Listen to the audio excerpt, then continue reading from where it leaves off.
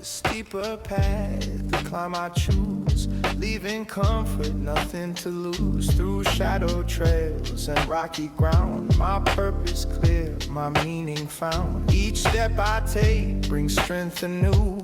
Challenges faced, resilience grew. A journey tough, but richly sweet, where soul and life's alignment meet. At peaks ahead, the vision clear, my greatest goals becoming near. The steeper path, though hard and slow, is where my truest self will grow. The steeper path.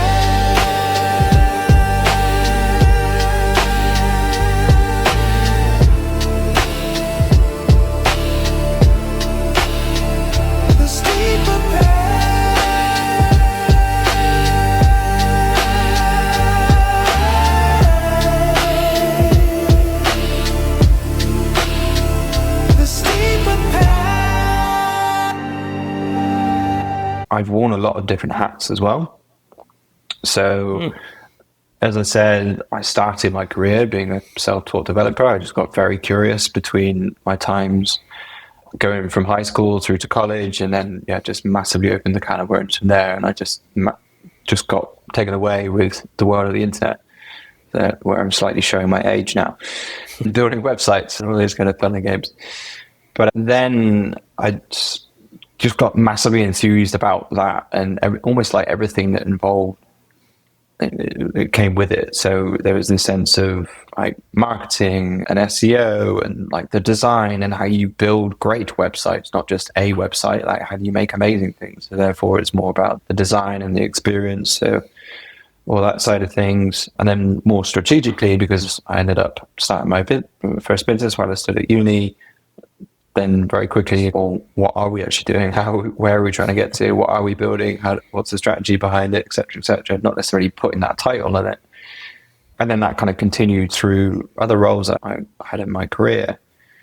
And then I kind of fell into product, in essence, at Nokia. That was kind of one of my big career transitions, where initially kind of more, I suppose, kind of marketing and kind of development led, I suppose. My career started at Nokia.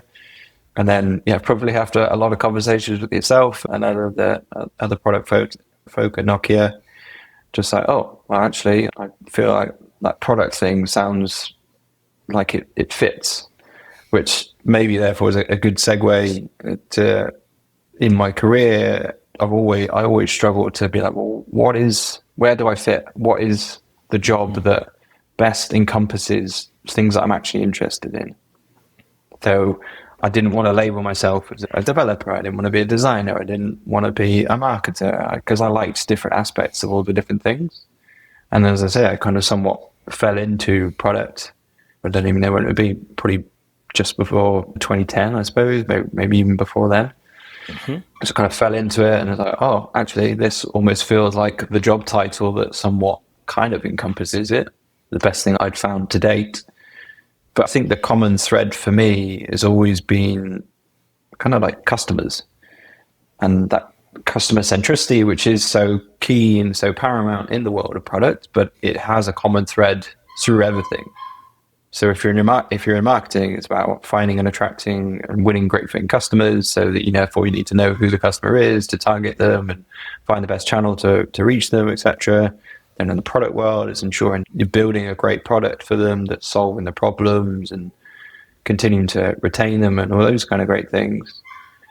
And then the development side of things is obviously, the code and technically wise, how you're taking that customer on that journey. And then from a strategic point of view, and arguably just business somewhat 101, like if you haven't got customers, therefore you haven't got a business. You've just got a whole bunch of shiny tech and probably a lot of overheads because you're not generating any revenue. So for me, that common thread of customers and solving problems for customers and doing it in a great way, whether that's creating a beautiful marketing experience or content, or bringing them onto a landing page and the experience, the transition to bring them through to then signing up for a product, through to getting that customer to their initial aha moment, or seeing the true value of the product and experience. What does that look like? And reducing that time to value. and then optimizing how you retain them and keep them in your world so they continue paying. They're a really happy customer, and almost through to the point that hopefully they start advocating for the product, and then that therefore just fills the bucket back at the other end where you're trying to raise the awareness. So yeah, I've always kind of looked at things quite holistically, which I think then I was just probably because that common thread throughout my career, frankly, of having loads of ideas, dabbling with a whole host of side projects, which is why whenever I speak with early stage founders, I can very quickly tell where they're kind of going down rabbit holes. It's like I can see myself like like 10, 15, maybe even more years ago. Yeah, I've seen that way too many times. So yeah, I'll happily hold my hands up and proclaim I've been down all these rabbit holes that I preach around. But therefore, to my point, it enables me to spot those traits and those traps that people are falling into. So then on that journey, I think one of the key questions that just kept coming up in my head, partly through my own doing, because I've worn so many hats and I had the ability to do all those different things of design, UX, the marketing, the development and strategy, etc. I could effectively just churn out businesses in effect, but there's only so many hours in a day. And then I had a whole host of ideas. So I was like, well, wouldn't it be great if there was a way that I could systematically take these ideas through a thing that helps me to work out what is actually working, but based on the market, rather than me just saying, oh, I really like that idea because it's solving a problem that's slightly more of an itch for me right now. Which I think, so I came across design sprints actually back when I was at Nokia, but sort of geeked out on them, I suppose, 2017, 2018, I suppose, something along those lines. And then I can't remember exactly when I first came across the concept, but the whole notion of like venture studios or venture builders, startup studios, whatever you kind of want to label you want to put on them. As soon as I came across both of those models, it's like, I love this, just in that essence from design sprint perspective of like, as sort of the hook title is all about, it's like going from idea to customer feedback in 5 days with an actual clickable prototype. It's like, that's pretty cool. Then with the venture studio stuff, it was just that notion of, well, the whole concept of those is helping as a business to build businesses, but not just it's an agency that just constantly churns out development or design or whatever it might be. It's a systematic, arguably slightly scientific approach at how to go about the journey to try and ensure there is the market demand. You can find the customers, solve the problem, build the business model that works, build the distribution in, and all those kind of key elements. And then if it's part of the journey, go off and find the funding and the investment. But I think that's almost then when that slight love for the venture studio model, I loved it for what it stood for in the sense of businesses to build businesses, frankly, that work rather than just churning out businesses. But that's like unsticky moment of being like, well, the way that they fund it is just going off and raising a whole bunch of VC. So in effect, you're then answerable to the VC side of things and all the expectations that come with that, as if you were a scaling startup in the exact same notion. So just based on all of that, and then what we're trying to do with Lunos, just trying to think about it in a slightly different way. There's very much common thread here, but it's just trying to say, well, is that the only way that you can, kind of build a business of building businesses? Which is, kind of very much kind of leading us to where we're coming at with Lunos at the moment. Yeah. It's interesting because you learned how to build a business to be able to do this business in the first place. Why not just continue to crank out all these ideas you had? I mean, there are a number of paths you could have chosen, right? There are a number of ways you could go with this, but I'm kind of wanting to double click a bit on this why, because I feel like there's an impulse or an urge or a purpose beyond this, is just kind of where I landed. Right. Yeah. I mean, there's a couple of elements to it. I think one is just that sense of, well, I mean, certainly where my head's at today, it's just that sense of there are so many founders, and I mean, you look at the stats in terms of certainly the UK market, I think it's well over 90% of economy is based on SMEs. And it's like, yes, okay, sure, there's a whole bunch of those that are, yeah, just little retail outlets or like handymen and women and all those kind of things. But also, to my point earlier, like being quote unquote successful in business is very individual. And I don't think many people spend time to think, what does success look like for them?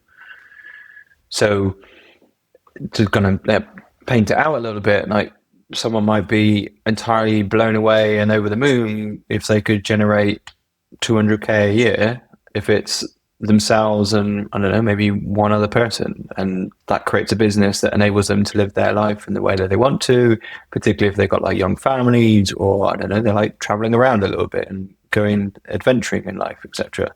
You don't need huge amounts of money to go off and do that. Well, depending on how you're planning to adventure, I suppose. But I think it's just taking from that principle, just trying to say, right, there are different ways, and don't feel that much of the ecosystem, the whole sort of startup ecosystem and all the sort of business services and programs, those kind of things that actually help people look at what is actually a good fit for them and what they're trying to achieve. But so it's, therefore, I guess fundamentally, it's trying to come to that place of saying, just want to help people to build something that makes sense for them and their situation.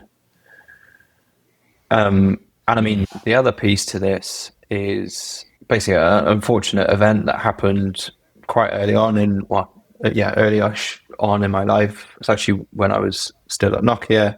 So I was in my early 20s. And yeah, unfortunately, my sister died of cancer. So she was diagnosed at 26, died at 27, outlived all the doctors' expectations in terms of life expectancy, etc. But essentially, she was just like stupidly talented for what she wanted to do in her dream career, but never got the opportunity to do it.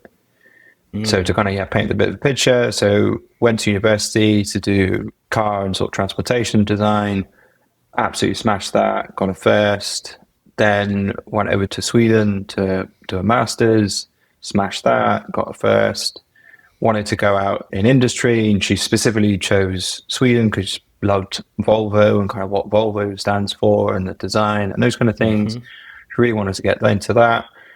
Couldn't find a job, couldn't get into the industry in any way, shape or form that she tried.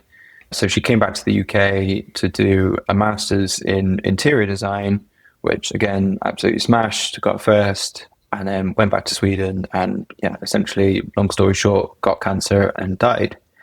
So I think for me, it's just that unfulfilled potential, which kind of really broke me as a young, as I say, 22 at the time, made me stop in my tracks in terms of what I was almost like just doing with my life. I was just asking loads of questions of what I was doing, why I was doing it, blah, blah, blah.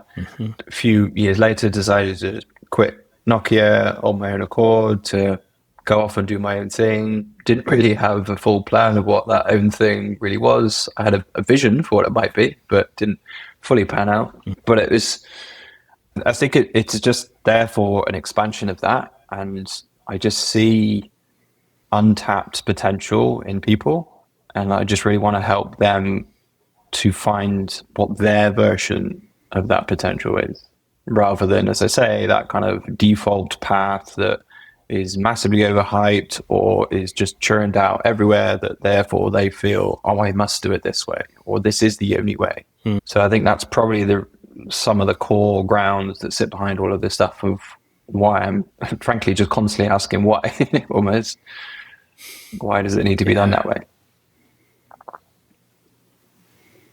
Thank you for sharing that story. It's really moving and awful all at the same time to hear when a why is connected back to a loss, but sometimes it can be incredibly clarifying when we're in these moments of brutal clarity about the nature of life and not choosing the path or not being able to ascend the path that we're interested in or drawn towards.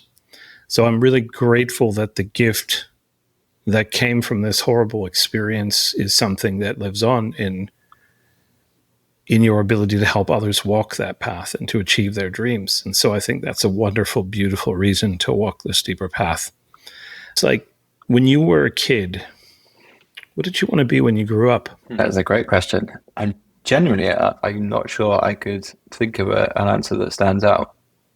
I think that it's a weird one. I think the slight unfortunate result of kind of almost a lot of stuff that I went through, but particularly my sister went through, I feel like it's almost like blocked off a bunch of my memories. It's very weird. Arguably also very frustrating, because when I try to recall particularly when people ask questions like this, I very much kind of draw a blank. And I think it's just that weird way that your body kind of deals with things, of kind of blocking stuff off. But I'm not sure if that's necessarily a bit of an excuse, but it's an odd one, because as I say, just memories from almost pre-certain years are just really hazy, or I always feel like I'm making up a reason or an answer. I fully get it. When you go through a trauma in your life of any sort, your body and brain have a really unique way of just selective filtering. And I have the same problem. I have also the inability to recall a lot of things from my childhood. And it's just the result of how my brain has learned to cope with certain things. And that's, right. Yeah, I appreciate where you're coming from in that. The reason I asked the question is I find that a lot of us end up walking the clearer path to lesser goals because we don't know what else to do. And, right. You have kids, I have kids. One of the things I find really interesting about being a dad is, like, when you hang out with kids, they have loads of ideas about what they might want to do usually. And those ideas can be like, they change wildly, and they're incredibly creative. I want to be a firefighting superhero rock star who rescues cats, and they're like beyond the realm of possibilities for jobs, but they have very clear conceptualizations. And I'm always interested in what people wanted to be when they were a little kid, because I've met so few people who actually did what they wanted to do. And, sometimes they're ridiculous. You can't be a firefighting superhero rock star cat rescuer in real life. But, maybe some version of one of those roles comes to bear. Right. And I'm curious, like, you live in Bristol, England.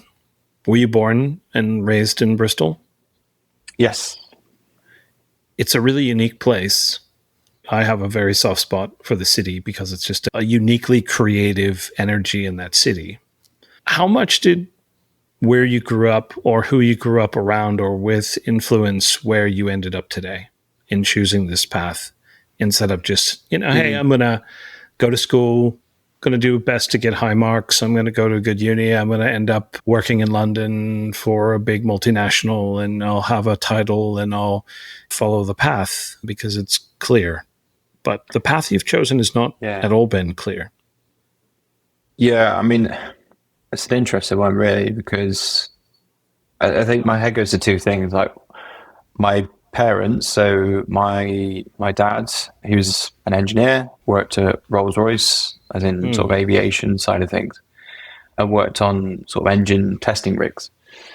Engineer through and through. Outside of being at Rolls-Royce, he was dabbling with cars or doing DIY, building like house extensions, or just fixing everything under the sun. I was just constantly seeing him dabbling with things. So I wonder if that's almost where some of these early seeds of making things kind of came for me. But yeah, that was his career in essence. So my mum and dad moved to Bristol because of my dad's job with Rolls-Royce. And he did that until he retired. And then my mum essentially, was the kind of the classic housewife, and kind of just did some secretarial work at a local hotel, and did that for a fair number of years, and that was pretty much like the work that she did. So there wasn't like a lot of, I suppose, like career changes and job changes and like that dynamic of, I'm starting a new job in a few weeks, and whether the sort of shifts that happen in the home, I suppose. But I think, as I say, the other place that my head's gone to, also because, unfortunately, my dad passed away earlier this year. So there's a lot of kind of reflections from that perspective. But that sense of that kind of engineering mindset and that desire to understand, I suppose, at a really foundational level, how things work and why they work in that way, and dabbling with things to be like, oh, can I make it do this? Or can I build a thing that makes that do this? Or change things around and those kind of things. Because I suppose that somewhat played out a little bit for me, because my first car wasn't like your everyday car. It was a kit car. So I didn't build it. I bought it when it was built, but we did a whole bunch of work on it. And then later on, we ended up taking it off the road, completely stripping it back to the shell and then completely rebuilding it, complete engine change, rewire, all sorts of stuff. So I suppose there was an element from there. But I think the other piece for me was, I can remember, just kind of, again, somewhat showing my age here, but getting computers at home. I was really interested in it. I think, I'm trying to think of the times now. I was in high school. I was just kind of one of those kids that was interested in the computing side of things. It was just something about it that kind of got me. I think it was just that sense of, I think quite quickly I was just interested in that sense of being able to build something in it, so like the programming side of things. So I wanted a computer, and just like nagging the parents as you do when it's coming near Christmas time, etc. So I ended up getting one, which I had to try and find because there was only a certain budget. So I remember kind of going through these massive like computing like catalogs, I suppose, going through and flicking through all these kind of different suppliers or whatever. But this thing like turned up and basically just didn't work. Almost, I think it was pretty much from day dot. So I then, because obviously parents have forked out a bunch of money to get this thing, albeit fortunately didn't really work. I was then trying to figure it out and why didn't it work and what was going on, et cetera, et cetera. So it's that sense of pride that when it did work, I was like, oh, damn, that was me. I made this thing happen, and now this thing works, and now I can use it, and I can do stuff with it, and blah, blah, blah. And I remember then subsequently, upgrading and buying other things and getting new computers and dabbling around a little bit from that perspective. But again, maybe there's another little strain of it there, just that sense of dabbling, tinkering with things, making things do stuff that I wanted it to. And as I say, when I really got into, I suppose, web development from my transition from high school to college. And just that sense of being able to build websites, a bit like stupidly basic back then. Cringe. If I could stumble across that first website, I can somewhat picture it now as all the kind of flashing animated GIFs and really bad colors. But so I made that, and then basically went to college, which is where I met a really good friend who's now still very much in my life. And he'd essentially kind of already gone down this path and was a fair few steps ahead of me. So we massively bonded on that, and that sense of being able to build things. And he'd already been kind of running his own little business and building websites for people, making money and blah, blah, blah. And I think it was through some of those probably conversations that laid a lot of those foundations. So arguably maybe he's to blame or to be credit, depending which way you look at it. So I think there's a few probably traits within some of those narratives from not necessarily childhood, because it's obviously slightly later, my teenage years. But I think, certainly some of those seeds were sown there that have obviously then gone off and built the roots. Yeah. So it sounds like there was a combination of who you are, who you came from, meaning, your genetics, the things, the traits, the interests, the abilities you inherited from your dad, from people in your family, combined with your environment being generally supportive of tinkering and learning and taking things apart. Yeah, I mean, How many people get a chance to build a kit car for their first car, or to well, work I with mean, one? it was. I was going to say it's supportive to a point, because I think I can remember a time, again. This will show my age, but it was back in the days of Yeah. dial-up internet, when my dad came storming upstairs, being like, "How much?" Basically, I had a massive phone bill because I'd been on the internet, which I had to then cover. And then the other side of it was with how getting that kit car as my first car. I had the idea of it basically, yeah, through someone else in my life that was also very much into kit cars. And then, yeah, I had this idea of, I fancy getting a kit car as my first car. It should be cheaper on insurance, all these other kind of like business case. Here you go, Dad, this is the reason why. And he couldn't really say no, because I knew that his first car was also a kit car. So he kind of didn't really have a leg to stand on. So I say, yeah, supported to a degree. But yeah, I suppose the slightly ironic bit is that my dad was a massive technophobe. Interesting. He always, I think, struggled to really understand exactly what I did. And I was constantly trying to work out, well, how can I explain this in a different way that would therefore resonate with, I suppose, yeah, more his world. I think it was probably more my mum, where the computing interest. Here we go. I'm unearthing some things now, but yeah, probably where that computing interest came from, because we got a computer as donkeys ago, to the point that I can still remember the make and model, which would massively age me. But yeah, that rocked up in the house, and I was just obviously kind of dabbling around with that, and I think that started again some of those seeds.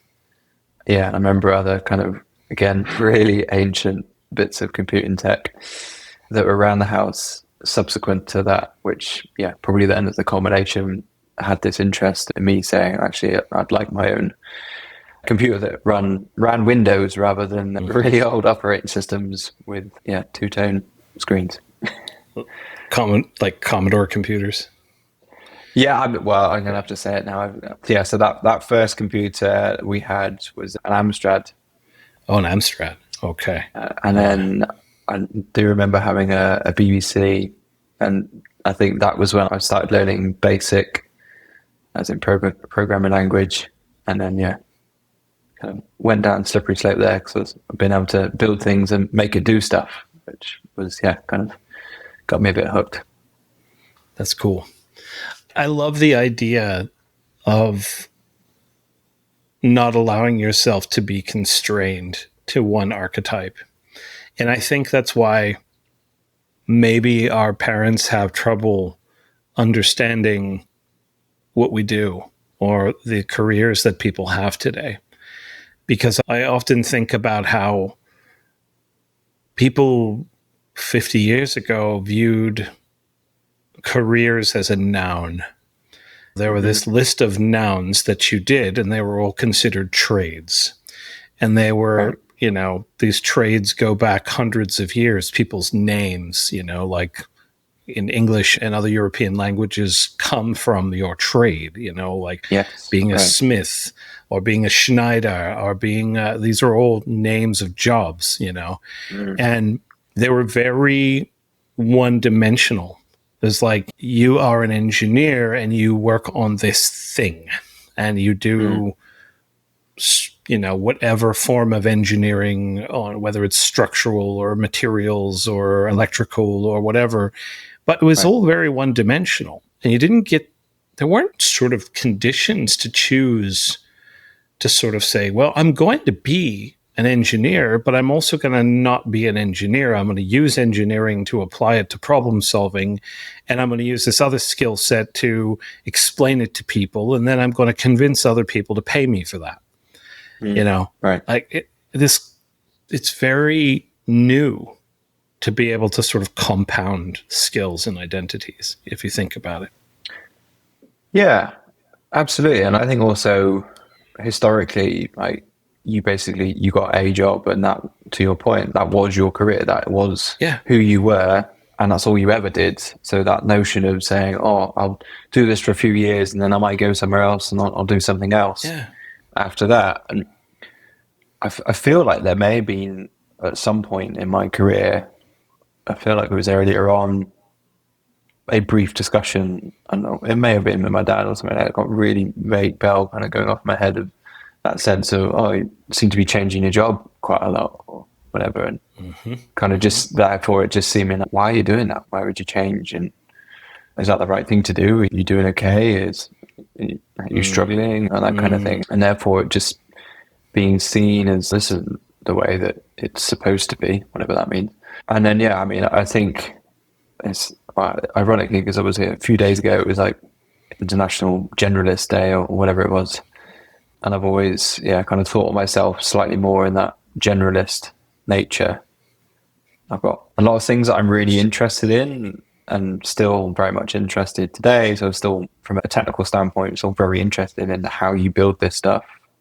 I wouldn't then go off and build it myself because my ability to code these days has definitely got pretty bad, but hey ho, that's what AI can help me do now, potentially. Right.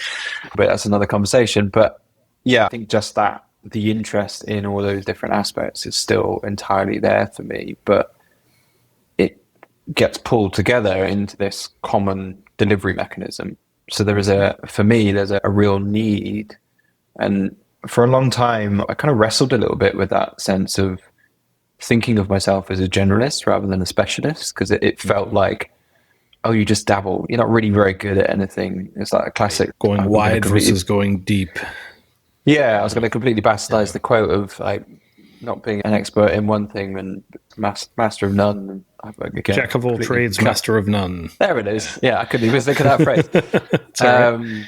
Yeah, so that kind of really stuck with me, and I found I really battled with it for a while. But I think I've slightly maybe reframed it or just thought about it a bit differently, that actually that is my secret sauce.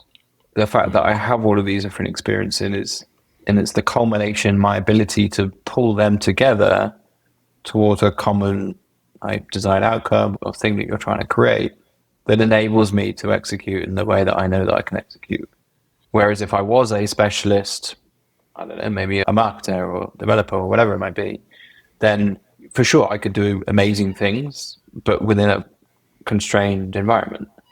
And then I'd have to hand it off to someone else or another team or whatever it might be. And I think if I had kind of stuck in that development path, then I probably wouldn't be doing what I'm doing now. But also because I genuinely felt like I had this almost fork in the road moment when I was actually at Nokia. And maybe this is my moment where I kind of chose that steeper path of genuinely I was looking at myself being like, right, development skills, still enjoying building things, create a whole bunch of things whilst I was there. But I genuinely felt I needed to really upskill myself to enable me to do the next thing. So therefore, it's either double down on development or I go after the new shiny. And the new shiny was this world of products that I stumbled into, and therefore seeing, well, actually that feels kind of interesting. And it feels like it kind of culminates of, having this knowledge around development and marketing and customers and building great products and business and all these kind of things. So I followed that, which I'm really glad I did now. Certainly, slightly back to my point earlier, in understanding where AI has taken the world of development. And I think, there's going to be whole loads of, well, there already is, but there's going to be whole loads of disruption that happens there. But again, another conversation. But looking back, even before the world of AI, as soon as all these no-code tools popped up and et cetera, time and time again, I just look back and be like, I'm so glad I made that decision. But I only think it's paid off. But I suppose the funny place my head's just gone to, slightly back to something you were saying earlier, is I could have just stayed in corporate world. I stayed at Nokia, or I went on to Telefonica Digital for a bit after then. I could have followed that path. Or the other kind of variant of that is I could have stayed working for someone else, rather than doing my own thing. Because what we're doing now at Lunos, that's my fourth time doing my own thing and kind of putting my neck out, being like, right, I'm going to go and try and follow a bit of a shiny or a bit of a vision, see where this takes me. As a result of that, I'm quite blasé about starting my own thing now, which I don't know, in certain environments that can be a little bit challenging, particularly, Lunos basically started before the pandemic happened. So back in 2019, I was already working for myself, and I wanted to build something, all the fluffy stuff, building something bigger than I am, have more impact in the world, etc., etc. So I knew stuff needed to change. So I started exploring that, and then, obviously the fun and games of the pandemic happened. So my main work streams and my main revenue that was coming in massively dried up pretty much overnight. And I was like, okay, I have another one of these fork in the road moments. I either essentially just go out and try and find any kind of work I can possibly do to make ends meet and keep the lights on, or I chase the shiny. Maybe there's a theme here. I guess that's what I did. But so I think it was just because I fundamentally, I'm trying to think exactly when this was. I feel like I said this to myself after I quit Nokia, because that was quite a big decision for me to kind of go from, in theory, the comforts of corporate life to completely going out on my own. I was renting at the time and just therefore being like, I don't know if I'm going to be able to make rent next month or the month after, and blah, blah, blah. So I just had to make ends meet. And for a very long time, and as I say, I feel like it started at that point, I just said to myself, right, if stuff completely hits the fan, I'll just go get another job. And I just continued to say that to myself, like even, until obviously setting up to is still very much kind of going through my head. It's like, okay, the pandemic's happened, but if stuff really hits the fan, I can find some way of generating some revenue. I've had times in the past where I worked for companies over in the States, and this is certainly pre-pandemic, where remote working suddenly became things that everyone was doing. So I know I can find work in arguably different countries as well, but I know I can find work. So it just massively downplayed the risk factor for that for me. So I just, very much kind of lent into, I really believe, and I think that was almost the key thing for me. It was, I think the other framing I put on it was like almost fast forwarding in time, of not necessarily kind of going to, if I was chatting to myself in my 70s or I could be deathbed or these kind of moments, but just fast forwarding in time, just thinking, right, if I was chatting to myself in a fair few years in the future, would I be saying, you should have taken that opportunity, or you should have explored that thing? Mm-hmm. So that was the other frame, and it just convinced me. I was like, I'm just going to explore this, because if worse comes to worse, I'll go find a job.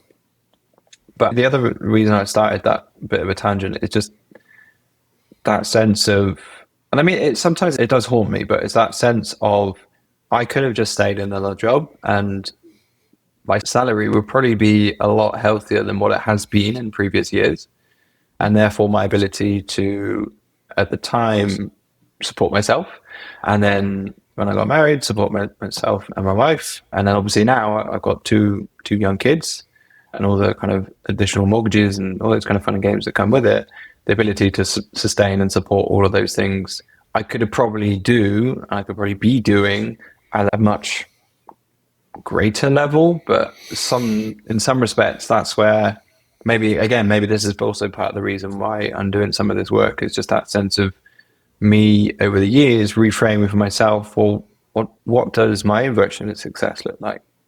Because society says at this age in my life, so I'm 42, at this age in my life, in theory, my salary should be X. I should be taking this much home every month, and we should be doing these things, and the whole 2.4 children and all that kind of classic industry or societal stats, and those box tick moments, and this is the car I should drive, and this is what, I don't know, all those kind of things. Yes. So I think some of this is also maybe just rewriting for myself and maybe more coming to terms with the realities of where I am. But then the flip side to it is and this has massively come to light in the last couple of years with Lunos, the true vision of what I really want to try and achieve. I've always felt that there was something much bigger that I wanted to create. As I say, kind of back end of sort of 2018, 2019, I was looking at what I was doing and be like, yeah, this is cool, but I want to do this bigger and I want to help more people. I don't know what that really looks like yet. But as I say, in the last couple of years, what that looks like is starting to be a lot less fuzzy. That's a good segue into two really important themes that you touched on in that last few minutes.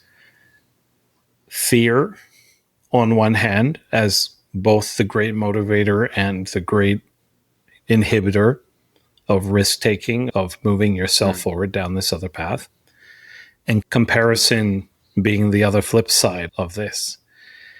I find that so much of the work of following your own path comes down to how can you manage both of those factors, right?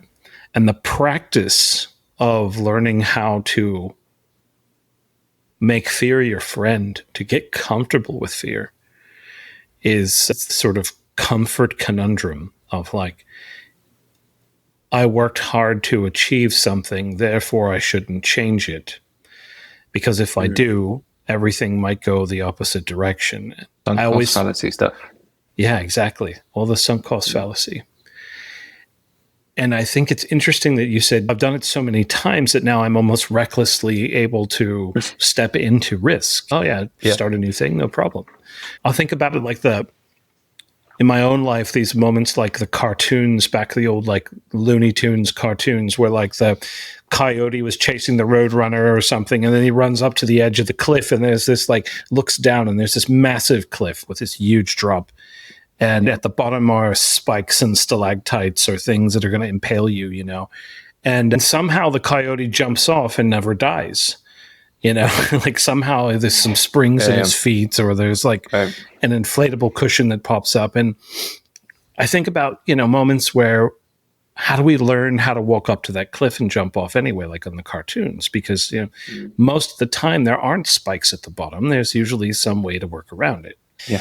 So I want to talk a little bit about that for a second, because like fear and comparison, those two big things. And lastly, I want to layer in another element of this, which is that you and I both kind of do the same thing these days. I mean, we both used to do the same thing, but now we really kind of also do the same thing, which is we coach, we guide, we walk with others through their own journeys of life or of their dreams or of what they want to build. Right. So how do you manage helping others through this process of fear and comparison in the helping them build their companies through your work at Lunos? Yeah.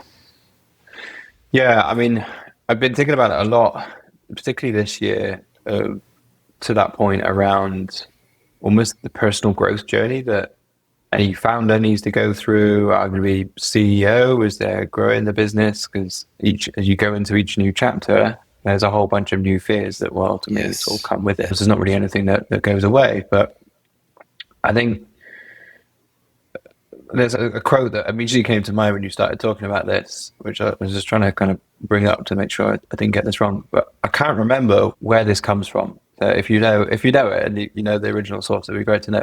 Sure. But it's a sense of saying basically fear comes from inexperience, not incapability. And then the additional piece is saying you're afraid because you haven't done it yet, not because you can't do it. Inexperience is the problem to solve. Do this by having the courage to act. And I think for me, like that, as soon as I came across that, I was like, I've got to save that for future reference that I read just for myself, and also very much kind of talking to founders. But I think so much of, there's so many angles to this, is whether it's personal growth or whether it's building businesses. But there's the common trait, as I say, this sense of personal growth. I think so much of it, like you just build it up in your head of, oh, I can't do the thing because I haven't got the experience, or I'm not in this position in my life, or I thought I would have this box ticked or that box ticked. I'd have these certain things before I do that next thing. And to your point, it's that sense of getting comfortable being uncomfortable, because you will never be quote unquote ready for frankly anything in your life. I remember for a long period, just when we were talking about having kids and those kind of things, always feeling like, well, I thought I would have these things ticked off and be in this position, and I don't know, I'd be this at this point in my career, or we would have this kind of house or whatever before any of these things start popping up. But yeah, lo and behold, that's not how life works. And I think the other thing I love with this quote is it's very core to everything that we do from a Lunos perspective, is that last piece of saying like inexperience is the problem to solve. Do this by having the courage to act. So it's that sense of taking action will enable you therefore to get the experience, build the confidence, build the motivation. I think that the other quote that immediately just popped to mind, and I'm going to bastardize this, but it's that sense of motivation and confidence come from taking action, not the other way around. So you don't get confidence to take action. You don't get motivated to take action. It's the other way around. So it's that sense of just having that relentless drive to take action on these things. But then there's all the work that we do, which, I mean, so much of the journey I've been on with Lunos comes back from a place of, well, you'll know from a lot of the conversations we've had, that this internal interest I've had around personal growth, personal development, whatever you want to call it, which completely dates back to when my sister passed, where I was just questioning pretty much everything in my life. And it's just looking at it in the sense of, by taking these actions, but also then fundamentally it's about breaking what feels something that is probably really big, certainly it feels big in your head, and breaking it down into a tiny little, arguably you feel stupidly small, that you're like, well, yeah, I can do that. But it's by doing that enables you to do the next thing, that enables you to do the next thing. And then, yeah, kind of the ball is in motion. And yeah, all the kind of great work like sort of James Clear and Atomic Habits and all those kind of lovely habit forming techniques also kind of fit so much into it. So a lot of the work, a lot of the framing that we've been talking with founders about recently is kind of looking at this fundamentally and just saying, right, this is also, it's a bit of a personal growth journey that you're going on here. Everything that you want to build, that future you want to create, is on the other side of your comfort zone or the fear or taking action. So Lunos will support you to be able to take that action. And then we spend all day, every day trying to think of how to turn that massive behemoth of the thing that is in your head and turn it into something that just feels so small and so obvious that you're like, well, yeah, I can do that. And then it's, as I say, it's just that continuation of taking those small little baby steps and then the compounding effect that then has, that enables you to either build the thing that you're really trying to do, or maybe learn very quickly from the market, your customers, etc., that actually that doesn't make sense. But actually on that journey, you've now spotted a whole host of new opportunities in a different direction. So you can follow that path. Yeah, like I said, we both kind of do the same thing. Yeah, absolutely. Through a different lens. A lot of, and this is the thing that's always confounded me about, you know, I know there's lots of different ways and reasons to help people build businesses. The venture capital model is really, feels to me like a gambling portfolio approach some days, of like, let's just play the odds games and see if we, you know, do a good job in vetting people up front, that will somehow do a decent job of picking people who are already well developed and who already have the skills and who already have a business plan and who already know how to change the world. And we're just going to put a bet of some money on. And if we do a good job of picking these people out, we'll have massive returns. But, you know, not that every VC does not invest in helping founders or doesn't do anything to support or help founders. But given what you and I know about building things, so much of this is a head game.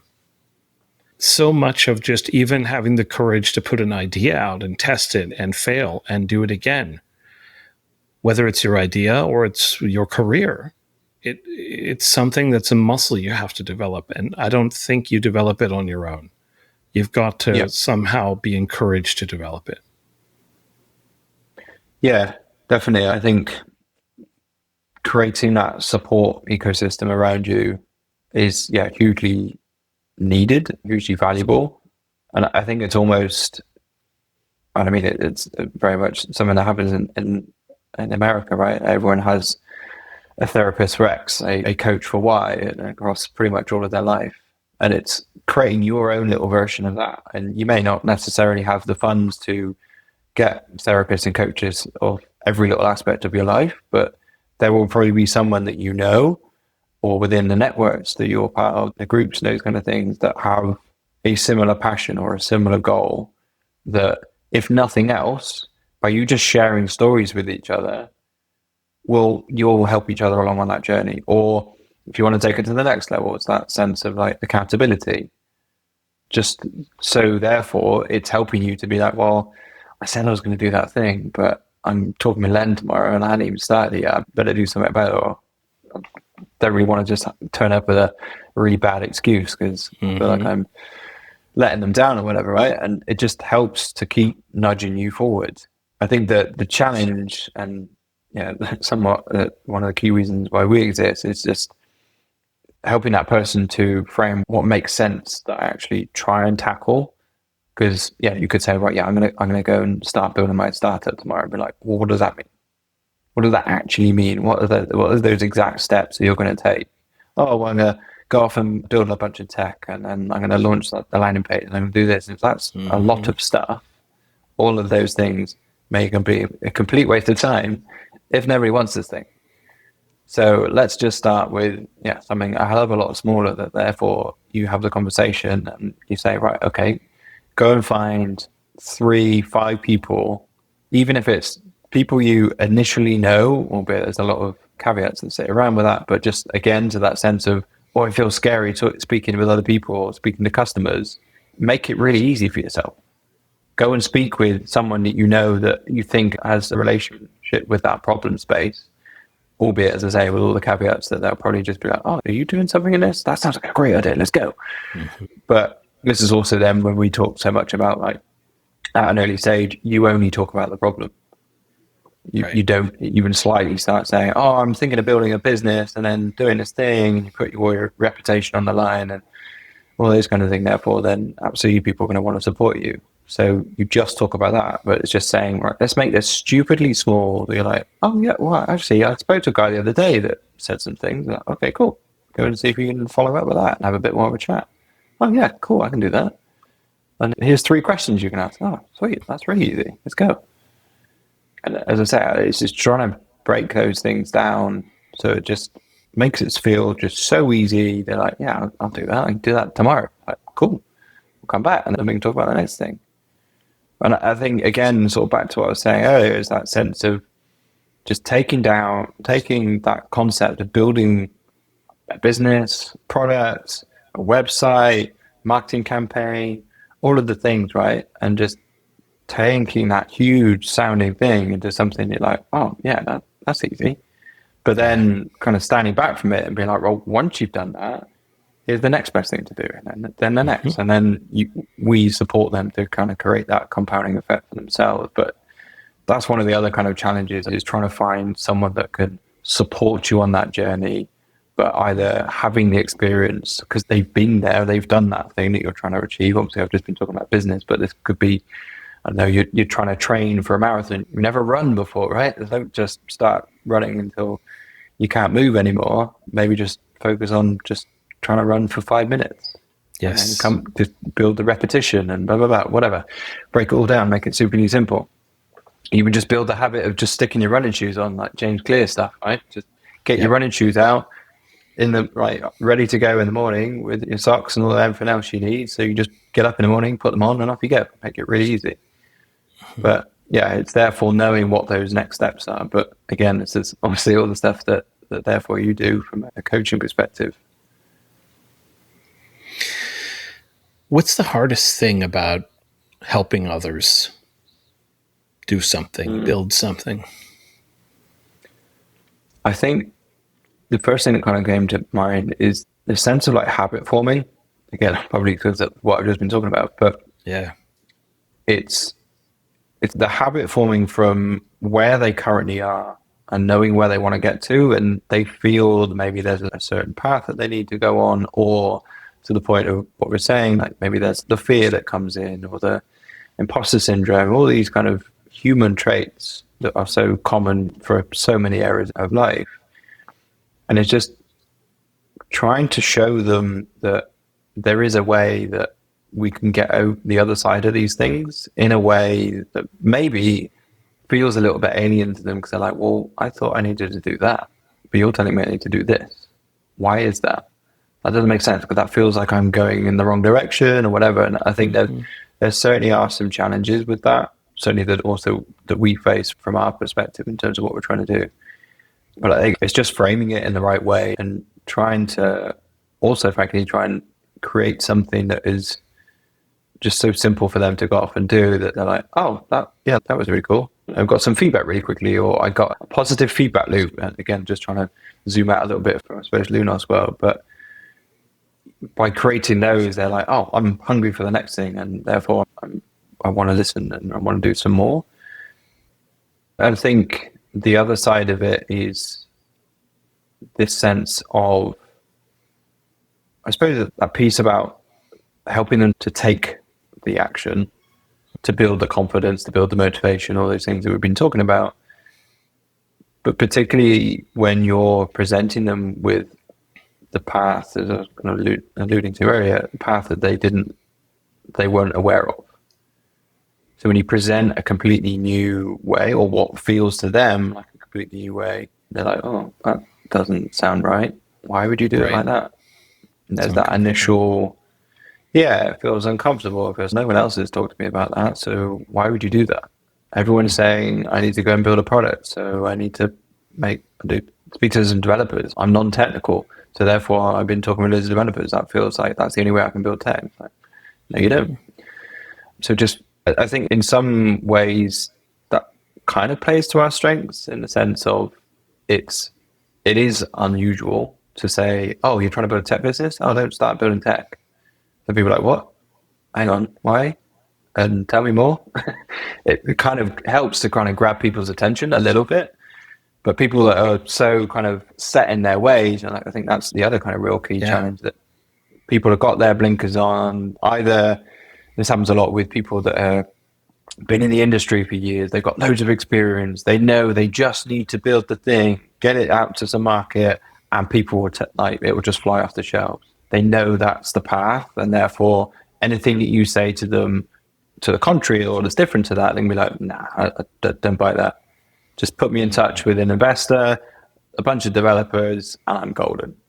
Yeah. Okay. And it's really hard in those moments. And it's not necessarily when the blinkers are up, but it's just also, unfortunately, some early stage founders that haven't been on any of these journeys before, and they are super green, and therefore have kind of been drinking the Kool-Aid from the wider startup ecosystem. And they're just like, oh, yeah, I'm just going to go and build the thing. And, oh, AI is around now. I can vibe code this weekend. Problem. Or I've already got it. Look at this. Here's my product. Yeah. And you're just like, okay, I don't think this is going to pan out. But they just won't listen because they've already done the thing. And therefore, they're just like, oh, I just need to raise some investment and I can do some marketing, get the customers. And, I can already see my yacht in the future. And I find it really hard in those moments because you kind of know you just need to let them go, and from the sidelines proverbially like watch them fail a little bit, because then they can be like, oh, hang on, what was he was saying? Because that was kind of interesting, and I'd like to talk a little bit more about that now, because I've just done this thing and it kind of blew up in your face, not necessarily in a good way. And I find those moments really difficult, and I'm constantly trying to think of ways of either reframing it or kind of somewhat trying to pander to where their head's going or what they're thinking, to be like, well, yeah, okay, you could do a little bit here, but at least do maybe like this alongside it or whatever. And I think unfortunately so much of this is down to words, right? And how you convey something across.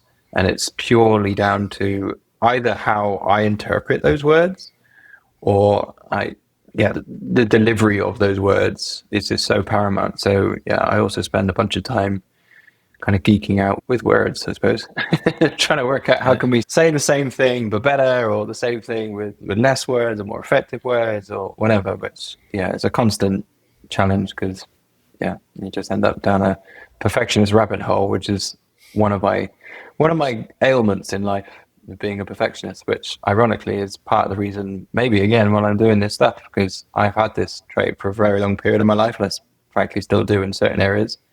And so much of what I'm almost teaching myself is what Lunos does as a business, is getting outside your comfort zone. You build this confidence and motivation through taking action. And every single time I'm having these conversations with founders, on the sidelines, I'm like trying to hold a mirror back up to myself to be like, you're not doing that thing because of what you're basically just telling this founder over here. And that's, where arguably I'm still very much in the trenches with all these founders, which again is why I resonate with it so much, because some of this work I'm also constantly trying to practice what I'm preaching myself and take myself through these journeys and think, well, that was really useful for me. Oh, how can that apply for this founder, or maybe this Series A founder, or this guy that's doing 20 million ARR and now is looking at building a next new product or whatever it might be. There's all these kind of different variations, but fundamentally it's all the same problem.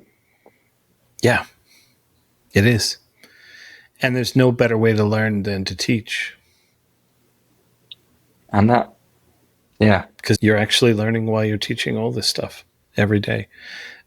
One of the things that you were just talking about that kind of like struck a little nerve in me as I was listening to you talk is coming back to this sort of why, the first principles thing, and sort of being intentionality, I think is what I want to bring forward as the word. It's intentionality. That a lot of people do things because they think it's, again, it's going to be easy. Like you say, oh yeah, you just vibe code this, you pull it together, you get some money, you go market it, you get customers, boom. And not many people ask themselves, say I did succeed in all of that. And at the other end, I now have a business to run. Are they prepared to run it? Do they want to run it? Do they know what they're doing and what they're signing up for? And I've told you this story before, but I'm going to tell it without naming any names. I know a founder of a company who got into a space that he wasn't particularly passionate about, but thought, hey, everybody else is doing it. This is a trend in the space right now. I'm going to go ahead and build something, and managed to get some traction and managed to actually raise lots of funds and managed to get lots of customers. And then, expectations were created because all these customers and all of these investors believed in this. And then suddenly the economy changed, the space changed, the hype sort of wilted away. And all that was left was running a very unsexy commodity business that needed to be optimized to death to survive. And then outside his doorstep sat, a room full of bankers going, where's my money? I want my 10X, bigger, better, faster, more, buddy, get on it. And he's left with something he's not passionate about, he doesn't love, that he doesn't wake up in the morning for. Yeah. And now all he has is obligations. And the saddest thing in the world, he said to me, is, I guess at this point, I either have to get cancer and die, or just, continue to slog this out, because I can't walk away. I can't walk away. I'm in this sort of, I built this thing that it's like become a handcuff for me. And so this intentionality, like I look at this story of this person who I know very well, and I'm like, man, why did you do this to yourself? Well, I know why. He wanted to make money. He saw it as an opportunity, but he never stopped to ask himself, what if I'm successful? Yeah, it's a really interesting one. And I mean, I genuinely really want those kind of stories more publicly told. Me too. Because I guess I really want to caveat of a lot of the things I've said in this conversation that I'm not anti-VC by any stretch of the imagination. What I am probably more, if I was to put that label of anti-VC, it's at certain stages of a business. Like, I think certain things need to be true before it makes sense. If you really want to throw fuel on the fire, then certain things need to happen. But I think to the other end of the spectrum, like when things are quote unquote going well and you're growing super quickly or scaling or whatever, it's what happens on the other side of it. So obviously, yeah, as you're kind of sharing there, that kind of notion of you almost feel stuck in the business. Maybe you are stuck because you can't create the return, so therefore make an exit actually potential and actually something that could be done.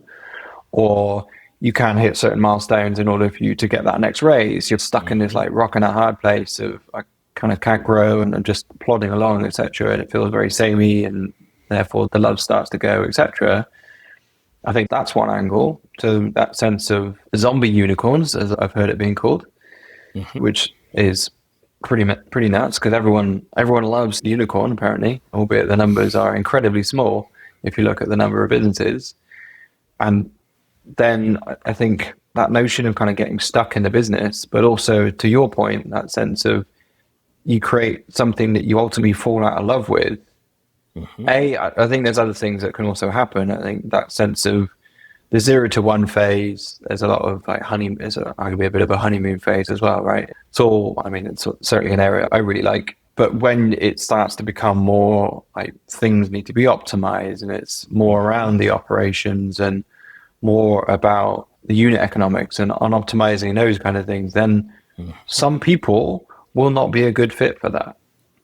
And I think it takes a certain founder to have that self-realization to be like, okay, this isn't me. This is not me helping the business to continue to do its thing.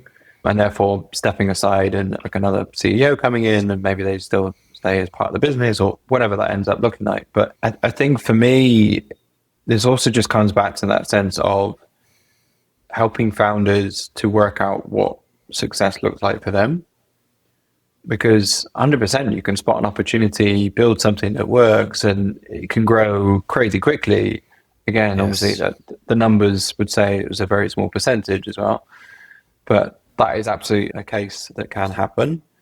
But it's just having that moment to try and work out, is this heading on a path that actually makes me feel comfortable and it's something that still lights me up? Or am I just doing it because maybe it's external pressures, maybe it's more society things, rather than truly being like, actually, this is actually something I want. So I think that, that sits a really kind of core thing for a lot of the stuff that we're trying to really do with Lunos.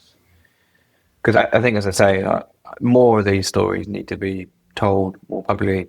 They won't do because it doesn't grab the headlines, it doesn't sell the ad space and all these kind of things, right? But they need to be told because it's also like the bad exits. I'm trying to remember because this did actually it was on TechCrunch. I've completely blanked on the name of the startup now, but I think it was like 100 million exit, but basically the founders ended up pretty much getting nothing and they had to walk away. And I think for me, what is almost slightly criminal within that setup is it's the founders that have gone on that journey, the blood, sweat and tears, the late nights, the stress, all of the mental wellness, arguably the physical wellness, all of the things.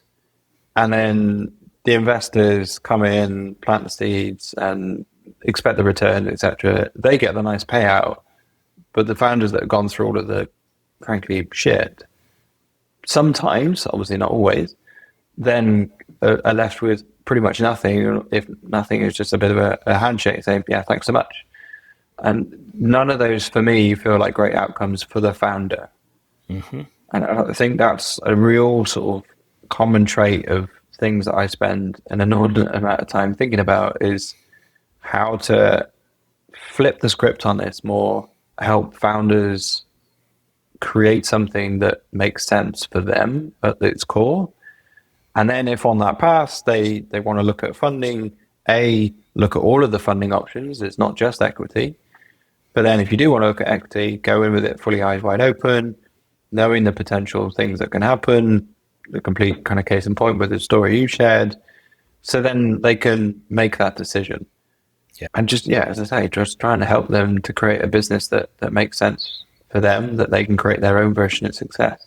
Not they had to make this thing to create someone else's version of success. So last question I have for you.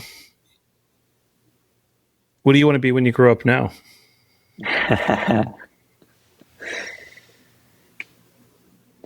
Yeah, so I think for me, I feel like I'm maybe somewhat repeating myself, but I think it's delivering the value that we know that we can deliver at Lunos at scale. So supporting founders to build the thing that makes sense for them, helps create their own version of success, including all the options, again, not anti-VC, to enable them to live the life that they want to live. Because fundamentally, we're all humans. There's so much more to business than just hustle culture or those kind of, again, broken narratives. And to show up as a human, there's a lot more things that sit with it, and there's different aspects to it. Business is a strand of that. So helping people to create their own version of success from that, which hopefully can help them to live the life in the way that they want to live, is so core to that. And exactly the tangible, deliverable mechanism that ends up being, I'm still somewhat open to what that looks like. But as I say, that the vision for what that is hoping to be is becoming a lot less fuzzy from our side. It feels like its own version of the steeper path, and I love it. And I'm grateful you're walking it, because we need guides. We need lots of guides to help people walk their own paths in different places, in different ways, in different approaches. And so I'm glad you're doing that. And I'm grateful that you've worked through the courage, worked through the fear, worked through the comparison, and now you're teaching others. So, yeah, thanks for sharing the story with me today, man, because this is stuff people don't get to hear. And that's why I'm doing this. I want these stories to be told. Yeah, love it, then. And really appreciate the invite for coming on. Such a pleasure.